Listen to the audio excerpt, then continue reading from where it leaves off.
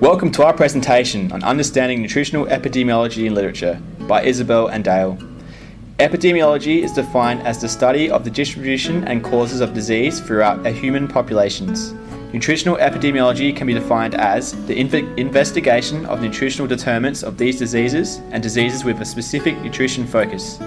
The underpinning concept of nutritional epidemiology is that diet influences the manifestation of disease.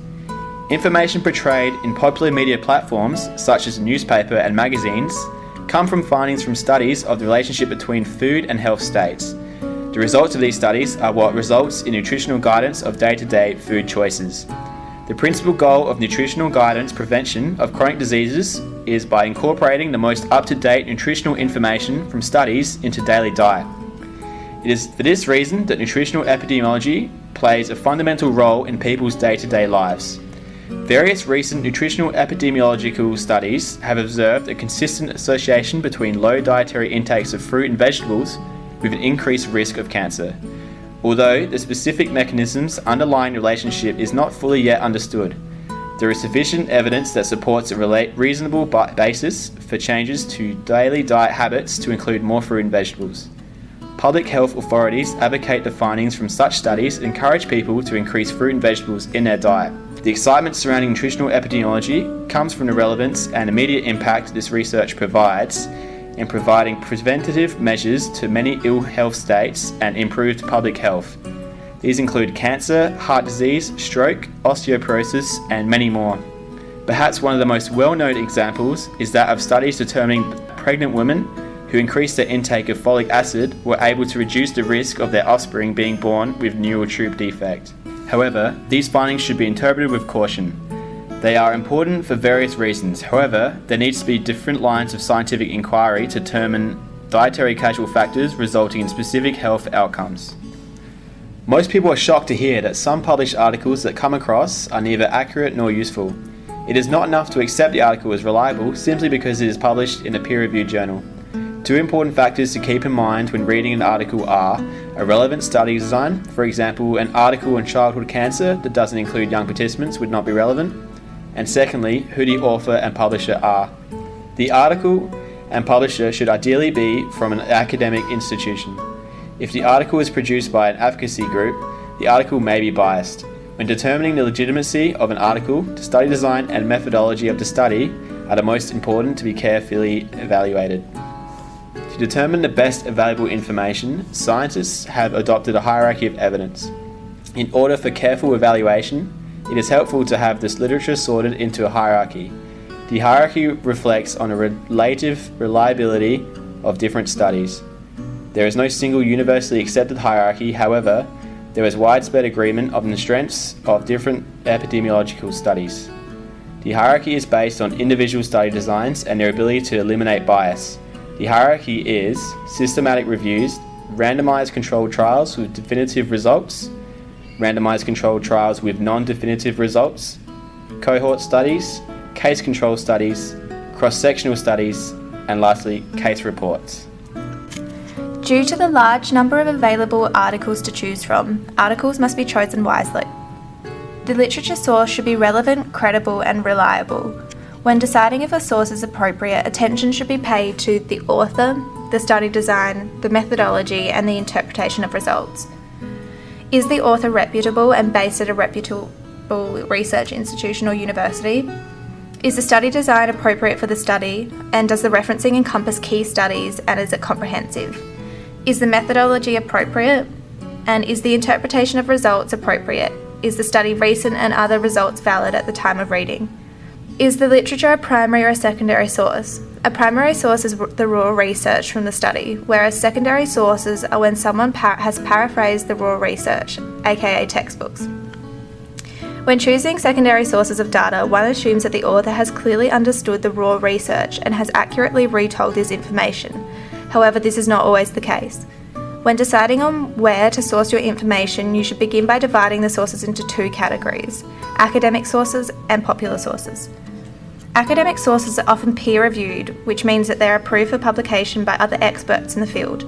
They're published in scholarly journals, and when sourcing peer-reviewed articles, Databases can be refined to display only peer-reviewed articles in the results. Furthermore, they will not be published in magazines or newspapers. They will use specific language to their field, and they will acknowledge the sources that they have used to the reader to source further information. Popular sources are often found published in the daily newspaper or in magazines and will not feature any of the above features. It's important to consider any article from the general internet. There are many internet sources available with relevant information, however very few of these are trustworthy. For example, domain names that contain .gov.edu and .au will often contain accurate information. However, unless you can determine who wrote it, then it's best not to trust this information. The term exposure is used to describe an independent variable within the context of nutrition. The independent variable is the variable that is deliberately manipulated by the researcher. The exposure in terms of nutritional epidemiology is the variable that must impact on a person or group's health, e.g., a type of food that is commonly eaten. On the other hand, the term outcome is used to describe the dependent variable. This is the variable that will change as a result of the altered independent variable. This is the variable that will be measured in either the disease state or changes to body weight. Common exposures in nutritional epidemiology include diet, measures of nutrients and non-nutrients that make up food, alcohol consumption, professional nutritional advice or counselling, or environmental factors that affect nutrition, for example culture or geographic location. The way in which studies measure these common exposures will vary depending on the type of study design that they have employed. Studies that utilise food consumption data should be analysed with care, as these statistics can be crude and inaccurate. The reliability of these statistics will vary depending on the country that they were measured in, and they do not take into account the consideration of food wastage or spoilage. Therefore, these measurements may not accurately reflect food consumption. For example, did the study use a recall, a food record, dietary histories, biomarkers, or food frequency questionnaires?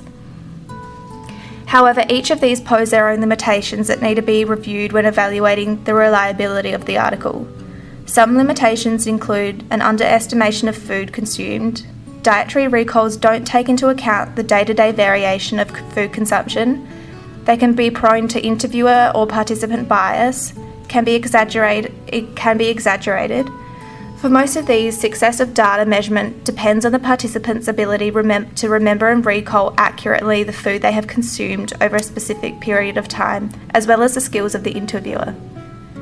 It is important to understand that food intake does not also equate to the nutrients intake, as foods contain many other things. For example, it is wrong to assume that one particular nutrient in fruit is solely responsible for its power in reducing cancer. There are many other substances and nutrients in fruit that may contribute to the reduced risk of cancer that may need to be determined in different studies. On the other hand, common measures of outcomes used in nutrition literature can include biochemical markers, which are the detection of chemicals in bodily fluids that have the ability to detect disease, the physical body consumption or body mass index, height and weight, the current health status, do they have any diseases, or the quality of life of the participants. Outcomes of epidemiological studies can examine disease states or ill health states as a result of exposures. However, diet can also be an outcome. For example, does culture, which is the exposure, influence dietary intake of fruits and vegetables, which is the outcome? Ultimately, outcomes are measured and analysed using data analysis. Therefore, it's important that the authors have appropriately used the study design. Bias is determined as any error not due to chance that's introduced during observation or measurement. This can lead to the support of an incorrect association of an exposure with a disease. Even the most meticulously designed study will nonetheless be subject to some form of bias. Forms of bias can include the method used to recruit participants to the study, the method of data collection, and the means in which the final data is interpreted. Although a source may be relatively high on the hierarchy, it is still subject to its own biases that it's important to recognise. It's for this role of bias needs to be carefully examined when determining if the proposed association of an exposure and disease is reliable. Did the bias play a role in the outcome? Would the results be the same if the bias had been accounted for by the authors? Or is it likely that it's not possible to account for all sources of bias when analysing the results? As a result, the study must utilise an appropriate study design in order for the bias to be eliminated as much as possible. Biases still may occur despite being controlled for in the studies, so to further reduce this, the interpretation of results must also be appropriate for the study design. Epidemiological studies have proven to be efficient at determining strong links between diet and disease, for example, fruits and vegetable consumption and decreased risk of cancer.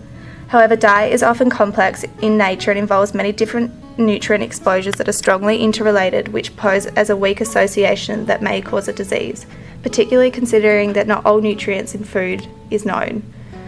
Epidemiological studies have not proven to be efficient at identifying the weak associations with disease. Sometimes an exposure may be subtle and it's hard to determine if this is what is causing the outcome. This should be understood and taken into consideration when evaluating an article. In summary, it's important to keep in mind that the results of an article are only the results from one article. In order to find this additional information, one should seek to find more studies higher up the hierarchy of evidence that use the same exposures and seek to determine the same outcome. Subsequent articles can be analysed in the same way, and the findings can be compared with this seminal article to gain a more reliable opinion.